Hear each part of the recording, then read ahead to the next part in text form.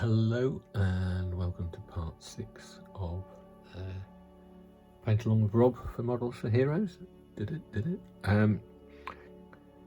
So this is going to be a sort of summary of what we did last night, and apologies for what happened last night that many of you missed it.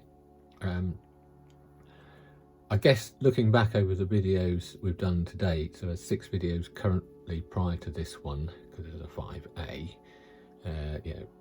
This is part 6, but there's 6 previous videos, so now I'm complicating things. Part 6, the last one, actually covered, I forgot what was in that one, and having looked back on it before doing this, it covers a few things that I did last night. So those are already out there, so I don't need to go and repeat myself, which would be a bad thing to do. Right, so this last night, this is the work area, that's covered in last night, in the last video. This is a different wet palette to what I was using last night, because this is now the wet palette which was in the previous video with the red top. But what okay, so some things that I didn't talk about in the last video was paint. The idea is to paint the flesh area on our Dothraki veteran, using paints available out there. And what I want to emphasize is it is not critical to use exactly the same paints as me or other people. There's a lot of choices out there on the market.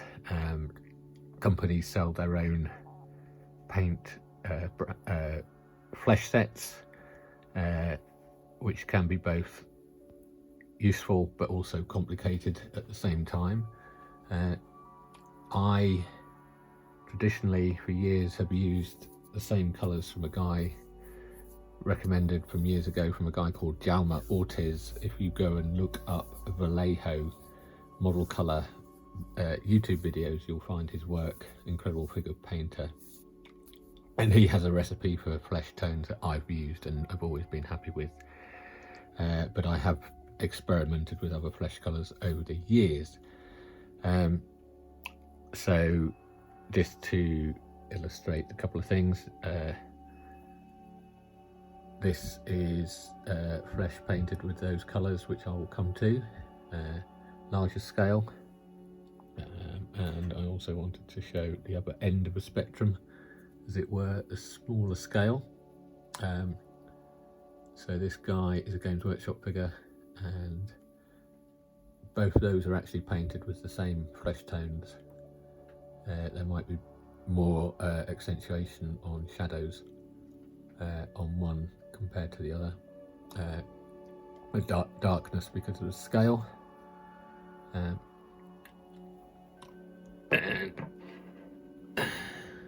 in the last video I showed this guy, and again that's exactly the same flesh tones.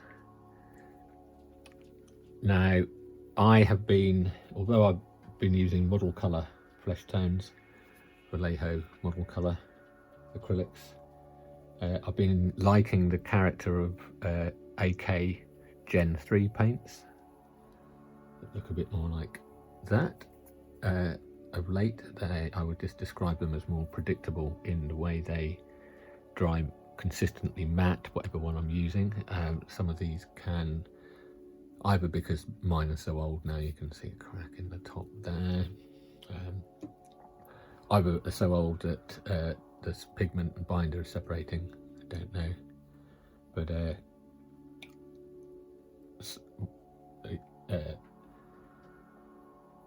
forgot what I was saying. But I've been looking for equivalents to these colours in Gen 3. But just to confuse things and to illustrate how this is, AK sells sets, pre-defined flesh sets, something like this, Flesh and Skin, the original selection. And just to confuse matters, AK also sell human flesh tones. Now, just to illustrate the complexity of this,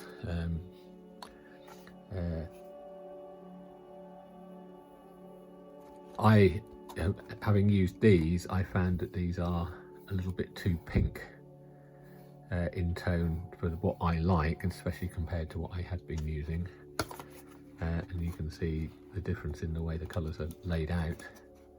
So there isn't really a set way of doing it.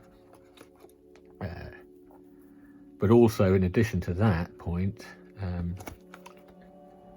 colours can change over the years. So this is a brown sand I've had for a very long time, and this is a new brown sand, and the colour does appear to be slightly different in the pot. And then we have another one of the mix from Jaume, which is Sunny Skin Tone, which is just a lighter shade of flesh. Now that's my old bottle, and a newer bottle, whoa, very different. It's actually just the way it's mixed in here, it's not as dissimilar as it looks like once mixed. And then just to confuse things, although Gen 3 don't have an equivalent for brown sand in their range, they do have a no, I can't find it, of course. Oh, they do have their own Sunny Skin Tone, which is again slightly different. So just to illustrate that all of those will give a good result, or a result. None are better than the others. It's what you do and how you do it, kind of thing. And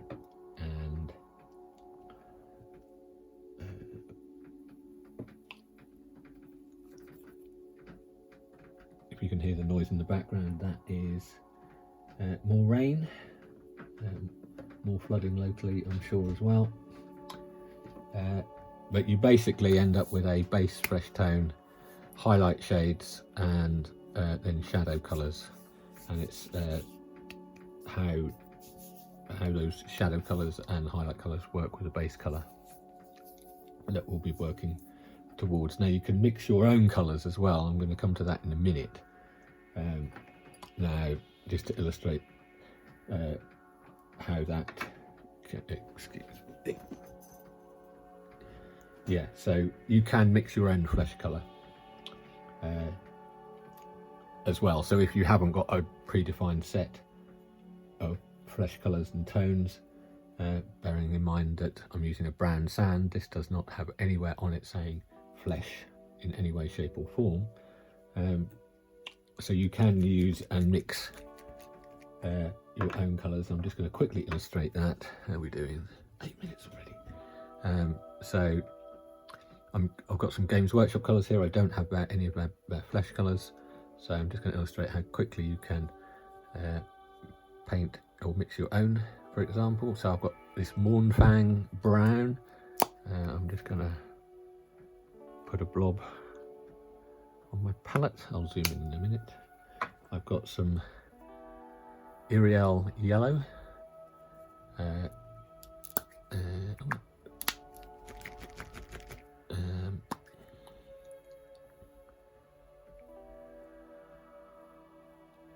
I've got some White Scar, which is actually a little bit lumpy now, but I think I can get it to work. Very lumpy. Now I've got a little tiny bit of red, because what works best in mixing colours is a reddy brown. That's probably a little bit too brown, not a colour that you'd mix from classical colours in art, or oil colours would be burnt sienna and a yellow ochre.